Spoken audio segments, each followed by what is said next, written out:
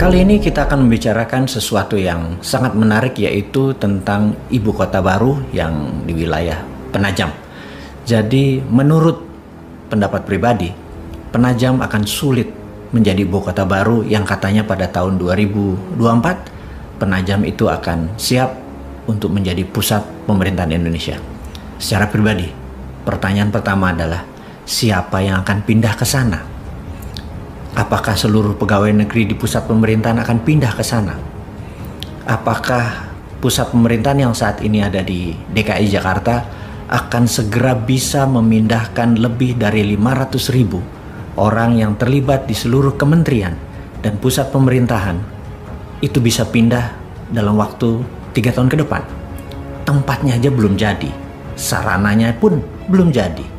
Jadi kalau kita melihat ingin memindahkan, katakanlah 5 juta orang ke Penajam tersebut, kalau kita satu hari 10 pesawat aja yang ada digunakan, satu pesawat sekitar 200 orang aja, itu 2.000 orang. Untuk memindahkan 2.000 orang dikalikan 365 hari itu baru 700.000, alias 5 tahun itu belum sampai 5 juta orang kita pindahkan yang setiap hari 2.000 orang. Dan itu tidak sederhana sekali lagi memindahkan orang ke sana. Pertanyaannya, kenapa orang mesti pindah ke sana?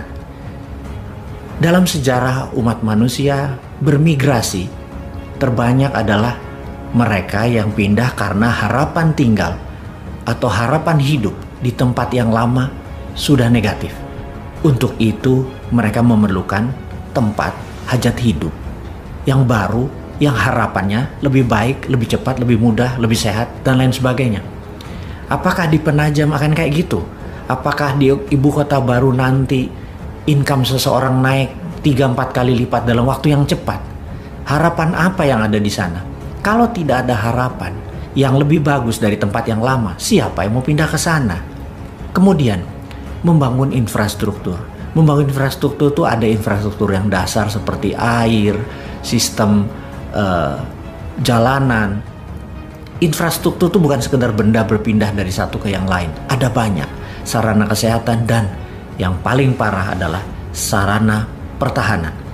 Kita tahu di utara Penajam, di wilayah Indonesia itu ada Malaysia, ada Filipina, ada Tiongkok, yang dengan kapal induknya kita disenderin di Laut Cina Selatan dalam waktu 2 jam itu sudah bisa mencapai Penajam. Dan pangkalan militer di sana tidak ada sama sekali yang bisa mengintercept. Janganlah pernah berkata kita cinta damai, kita tidak ingin berperang dengan siapapun, kemudian kita tidak bersiap. Ingat doktrin dimanapun yang mengatakan kalau kita ingin damai, kita harus bersiap untuk perang. Kita ingin damai, tapi kita harus bersiap untuk perang. Setidaknya pangkalan militer di Kalimantan Timur itu harus tumbuh kira-kira 10 kali atau lebih 10 kali lebih banyak dari, atau 10 kali lebih kuat dari saat ini. Ada intercept radar, ada peluru kendali, ada jet tempur, dan lain sebagainya.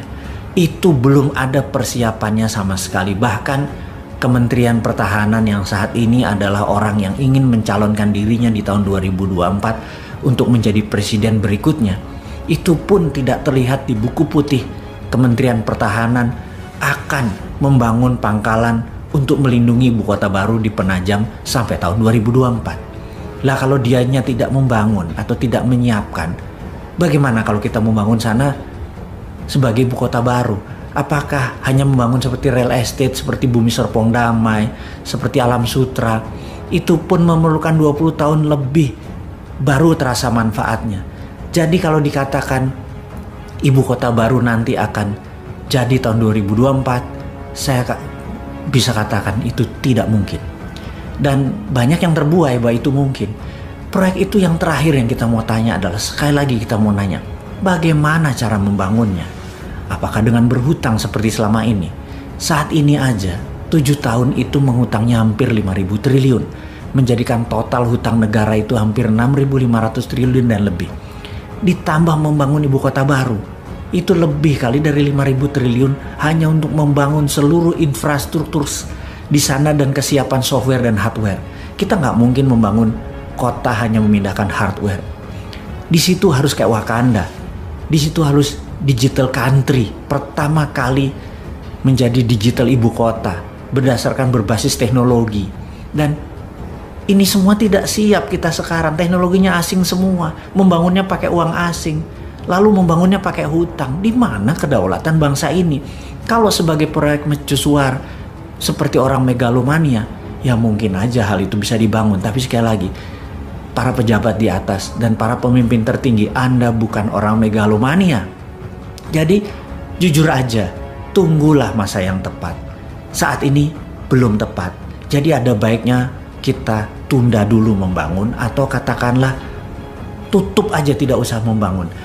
Kita nggak pernah kita menuduh bahwa begitu tidak dibangun, wah lo tidak komitmen. Enggak, kita mengerti. Karena kalau kita dikomunikasikan, Anda sebagai pemimpin adalah directed leader, mengarahkan, menginstruksikan. Kita paham kok. Kalau pakai buzzer, pakai orang bayaran, mereka nggak paham. Mereka hanyalah karena dibayar ya mereka serang aja udah. Pokoknya apa sabdonya Anda di echo aja sama mereka, diamplifikasi aja tanpa melihat bahwa implikasi itu sebenarnya tidak begitu maksud Anda. Sekarang Anda harus menjadi directed leader. Katakan tidak jadi membangun penajam. Katakan akan di-review ulang karena masalah pendanaan. Bukan masalah yang lain. Menurut saya, hemat saya, ini adalah masalah pendanaan. Tapi kalau ditanya, oke, apa kamu cuma mengkritik atau menyinyir doang? Enggak begitu. New Mind punya solusi. Dari dulu New Mind punya solusi. Dan pindahnya pusat pemerintahan tadi bukan ibu kota loh. Jadi membedakan. Kalau Penajam adalah ibu kota dan pusat pemerintahan. Namun kalau New Mind itu berbeda. Ibu kota tetap di DKI Jakarta. Ibu kota. Tapi pusat pemerintahannya kita geser. Kita lihat ada 5.000 hektar pulau reklamasi yang saat ini berada di utara Jakarta. Itu diluruskan. Itu sebaiknya diambil oleh pemerintah pusat. Bukan membangun pulau reklamasi, tetapi kita mengacu sebentar ke fakta dunia. Bahwa kota Amsterdam di Belanda adalah kotanya berada hampir 4 meter di bawah permukaan laut. Apa yang mereka lakukan? Mereka membangun dam yang sangat besar di laut, sehingga air tawar yang ke laut itu ke dam tadi, dan air laut tadi ditutup dengan giant wall yang besar tadi, sehingga bisa melindungi Amsterdam dan dengan kendali kontrol dari sistem perairan tadi. Nah, kita tahu Jakarta sinking atau menurun perlahan. Kalau didiamkan tanpa ada usaha sama sekali, Jakarta akan tenggelam. Yang terbaik adalah buat giant wall di utara Jakarta, menutupi seluruh teluk Jakarta, ditutup dengan giant wall. Dan giant wall ini di dalamnya ada yang namanya 5.000 hektar tadi atau 3.000 hektar tadi tanah yang akan menjadi pusat pemerintahan. Di sana akan kita bangun seluruh gedung-gedung untuk perkantoran, untuk sarana mengendalikan Indonesia, termasuk ada landing craft untuk tamu-tamu negara. Dan ini semua bisa dikerjakan karena produknya 100% lokal. Yang jelas, kita tidak harus mengganti atau menambah pangkalan militer yang ada. Kita tahu jika Singapura, Malaysia menyerang Indonesia, Pekanbaru bisa intercept. Jika Malaysia, Tiongkok dan Filipina menyerang Jakarta, Makassar atau Madiun bisa intercept. Juga jika musuh kita dari selatan datang, Madiun bisa intercept. Belum lagi Halim, itu dari sisi angkatan udara. Dari angkatan laut, Tanjung Priuk, one of the best. Jadi tidak ada satupun yang kita ubah di dalam sistem pertahanan melindungi ibu kotanya. Jadi selain biayanya murah, tidak antar pulau, ibu kota tetap Jakarta, tapi pusat pemerintahan yang digital, yang Wakandanya, itu ada di pulau reklamasi. Tidak ada ribut-ribut lagi di pulau reklamasi. Yang ada adalah solusi. Ini bedanya New Mind dengan Old Mind.